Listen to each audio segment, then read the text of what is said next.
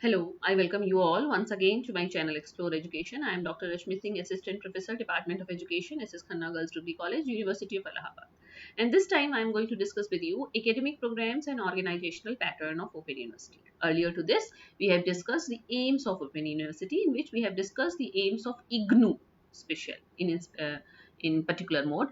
Then it is the turn of how many academic, yeah, which sort of academic programs have been run by Open University and what is the organizational pattern of Open University, यानी कि मुक्त विश्वविद्यालय से किस प्रकार के शैक्षणिक कार्यक्रम चलते हैं और क्या उनका संगठन होता है।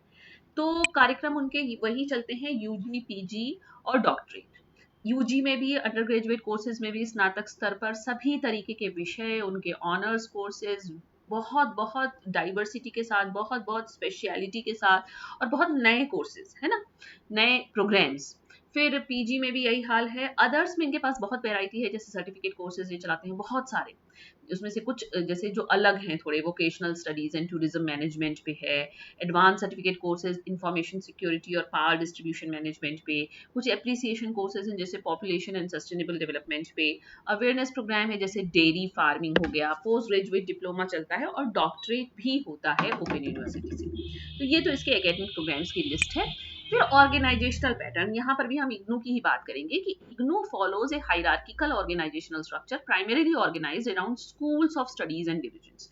इनका एक हायरार्की है, एक पदानुक्रम है, सबसे ऊपर कोई रहेगा, उसके नीचे ये सेट पैटर्न है और ये सब मेनली इर्द गिर्द घूमता है किसके, schools of studies and divisions के, with a board of management, यानी कि इनका बोर्ड ऑफ मैनेजमेंट बहुत मेन है, ओवरसीइंग मेजर डिसीजंस, जो मुख्य निर्णय लेता है।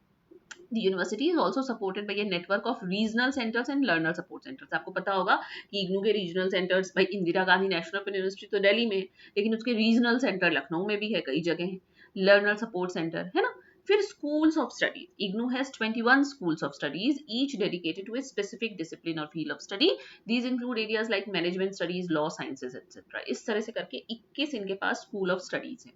डिविजन्स इनके वेरियस डिविजन्स हैं, जैसे कि research division handle specific functions with in the university, और बोर्ड ऑफ मैनेजमेंट है जो सबसे मेन है इनका। This 15 member body chaired by the vice chancellor is responsible for making major decisions related to university policies, programs and infrastructure. यानी इनका board of management जिसको VC chair करता है वही सारे महत्वपूर्ण निर्णय लेता है।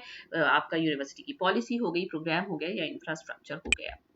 रीजनल सेंटर्स इसके 67 रीजनल सेंटर्स अक्रॉस इंडिया, आप समझ सकते हैं, serving as a point of contact for students and providing support services की स्टूडेंट जो है इनरोल है कहीं और, सब तो दिल्ली के इनरोल नहीं है, तो वहां पे वो सपोर्ट सर्विस उसको मिल सके, उसको कांटेक्ट कर सके। वो लर्नर सपोर्ट सेंटर्स हैं, दीज आर न्यूमरस, बहुत सारे हैं, providing localised support for students, और विद्यार्थियों को ये सहायता प्रदान करते हैं।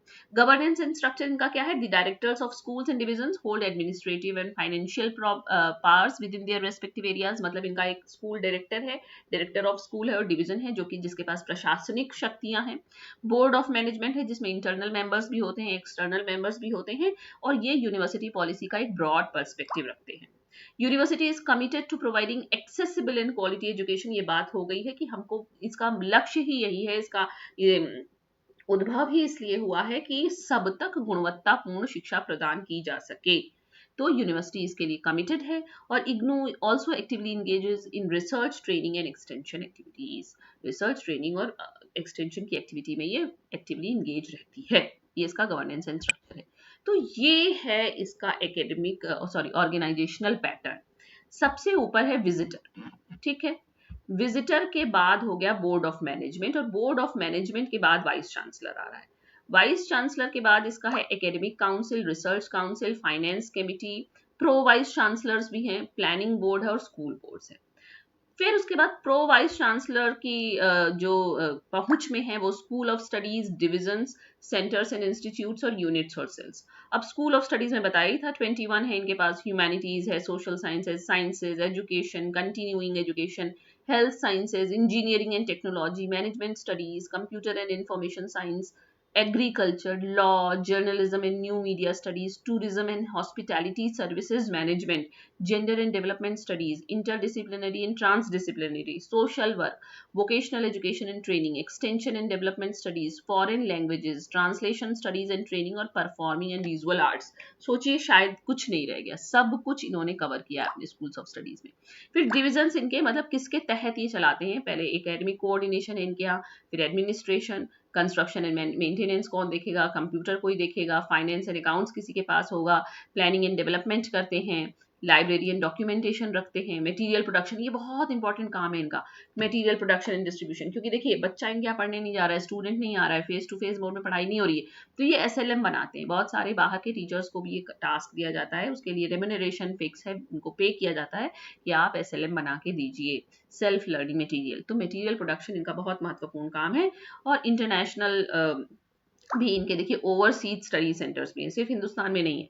रीजनल सर्विसेज में इनके रीजनल सेंटर्स हैं जहां लर्नर सपोर्ट सेंटर है और रिकॉग्नाइज्ड रीजनल सेंटर्स भी हैं. फिर स्टूडेंट का इवेलुएशन और स्टूडेंट का रजिस्ट्रेशन.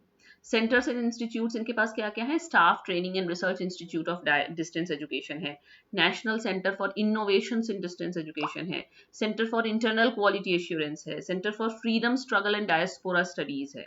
इसके अलावा electronic media production centre, national centre for disability studies, national ODL centre for local governance, centre for online education और स्टूडेंट सपोर्ट सर्विस. देखिए स्टूडेंट सपोर्ट सर्विस सबसे ज्यादा इंपॉर्टेंट हिस्सा है, मैंने आपसे बात की है अलग से, क्योंकि जहां भी ओपन एंड डिस्टेंस एजुकेशन का कोर्स करिकुलम कंटेंट में आएगा वहाँ स्टूडेंट सपोर्ट सर्विस सबसे ज़्यादा खास होगा. क्यों, मैं आपसे डिस्कस कर चुकी हूँ कि यहाँ पे student face to face mode में रोज रोज टीचर से नहीं मिल रहा है, टीचर तक उसकी पहुंच नहीं है, तो आपको विद्यार्थी को बहुत सारे अन्य माध्यमों से सहायता प्रदान करनी होगी. इसलिए स्टूडेंट सपोर्ट सर्विस इनके यहाँ एक महत्वपूर्ण रोल प्ले करता है. और यूनिट्स और सेल्स बहुत सारी, जैसे रिसर्च यूनिट है, पब्लिक इंफॉर्मेशन यूनिट है, विजिलेंस सेल है, हॉर्टिकल्चर सेल है, कैंपस प्लेसमेंट सेल है.